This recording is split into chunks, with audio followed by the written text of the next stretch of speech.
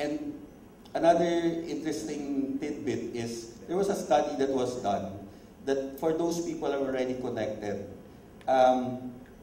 for children between 7 to 14 years old, we actually have a higher usage compared to more mature markets like Australia and Taiwan. So we embrace this new medium, and it's already going down the age scale of an average Filipino.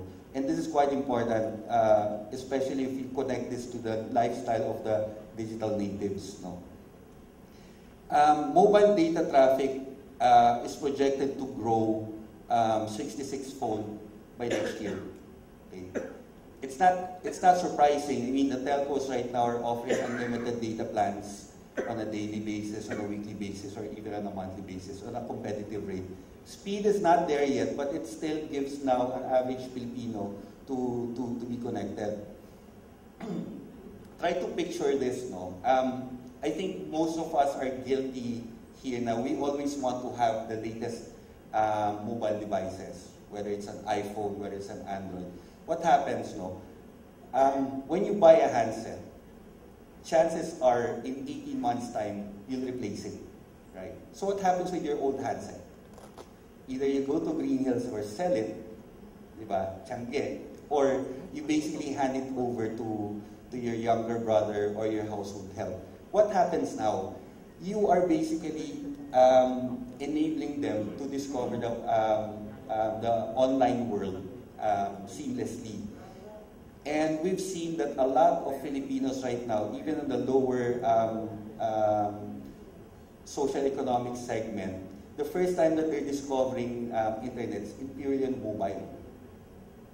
So imagine some of us, you have a Wi-Fi enabled handset, you give it to your household help, your driver, or your, let's say your household help, and you have a Wi-Fi at home. Guess what they're going to do? Either they create a Facebook account, either they do chatting, or even probably consume content on the mobile device. So this is not anymore a promise. I think it's a reality already. And if you look at it, because of the decreasing prices of smartphone segments, Philippines actually has the highest growth in Southeast Asia. In one quarter, we grew by 326%. Right now, we don't have the highest penetration of smartphone segment, but we are catching up. Studies indicate that I think Filipinos right now has more than 25 million Filipinos who use a smartphone device, one form or another. And if we look at the broadband access, again, we're not a first world nation, but I think that our ability to get connected online is decent, no? 70% right now of people going online are actually on DSL. So it's a decent speed. And because of competition, because of the availability, where the Philippines is not cheated in terms of the availability of technology, whether it's basic GPRS, HSPDA, all these technical jargons. But the important thing here is we are actually being presented with the availability of higher speed connectivity. Actually, the main challenge right now is the traffic consumption of the Filipinos are outpacing the revenue growth. So it puts a pressure now to the telco providers to have a creative pricing. And right now, there's a lot of debate saying, why is there a data cap? So meaning to say, even though it's high speed, nakakap naman your access to the bandwidth. However, I'm sure because of competition, in the next few years, we will see more friendly pricing because the demand is there. Now, this is interesting. In terms of social media, if before we were branded as the SMS capital of the world, people are looking at the Philippines right now because we're known to be the social networking capital of the world. Why is that so? If you look at some studies, on the upper right hand of my chart, sorry it's a bit small, but I'll try to explain this. The primary activities that an average Filipino is doing is visiting social network sites, doing search, doing instant messaging, accessing internet portals. If you look at it, everything is increasing. If you look at the green arrow going up, it means nothing is getting compromised. What it means is an average Filipino is getting more busy online. How does this happen? That there's no time spent that's being compromised because they're already exposed to multi-screen environment. So if you have a computer, ang daming tabs na nakabukas, nakababad yung Facebook, naka-on yung kanyang streaming audio, he's on the email, he's probably reading something. So nothing is getting compromised. But what is the challenge here? It means the attention span of the average Filipino is very fragmented already. So I guess for media companies, even content owners, you need to look at this reality na you have to grab their attention immediately. And if you look at it, Philippines is actually number 8 as the biggest Facebook user in the world. And I'm not sure if I inserted this slide, but Facebook actually has a more than 90% penetration in terms of online users in the Philippines. It's one of the highest in the world.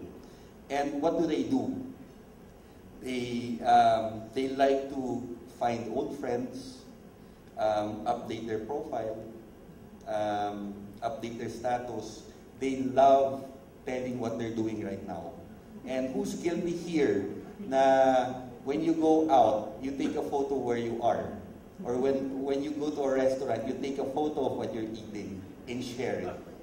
Diba? I think a lot of us are guilty of that. It's just that we're highly sociable. However, we're seeing some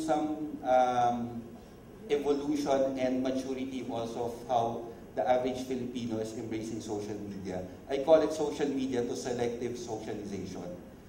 What's happening right now is, on a daily basis, the first thing an average Filipino does is actually check their social network sites.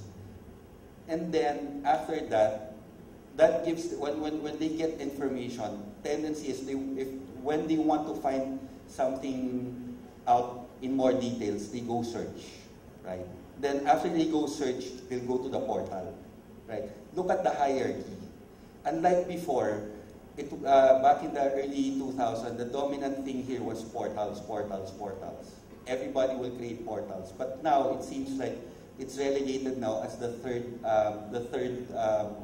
important thing for Filipinos to discover information online.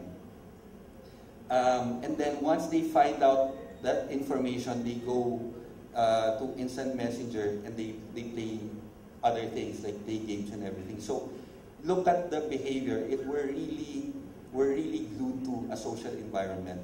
However, we're also looking at certain maturity. The social networking phenomenon is suited for one-to-many communication.